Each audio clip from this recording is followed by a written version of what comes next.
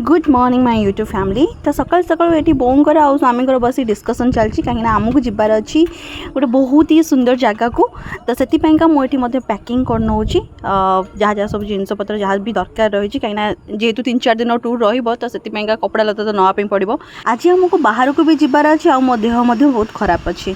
तो से बाबू आमर मत हेल्प करुँच सब जिन पैकिंग कर मत चूड़ी पिंधार मो बाहागर चूड़ा पिंधार बहुत इच्छा था। तो ये जेहेतु मो हाथ टी टाइट होता से बोन कहली टे पिंधिदेवाई आठी मुझे फाइनाली शाढ़ी पिंधिकी रेडी हो गली एवं जावाई स्पेशल जगह को। आ बाहर के आसवा समय से दिन आमर बस मिस जाता बहुत ही तकलीफ आसलु जहाँपाई आम कौन प्रकार वीडियो बन पार नी। आईटा हूँ तापरदिन सकाल सकाल ये आम भुवनेश्वर को पलि आसलु माने मो हजबैंड सांग रूम को। ये मुझे दीदी आसी मो भणजा आ जीजू आसुच्च फ्रेंड्स मैंने भी आम सकाल सकाल भुवनेश्वर स्पेशल ब्रेकफास्ट जोटा कि बरा इडली घुगुनी दहीबरा माने आम ओडिशा लोकंर स्पेशल ब्रेकफास्ट आम खाईकिना पूरा रेडी हो पुरी जावाई कहीं कालियार डोरी लगी।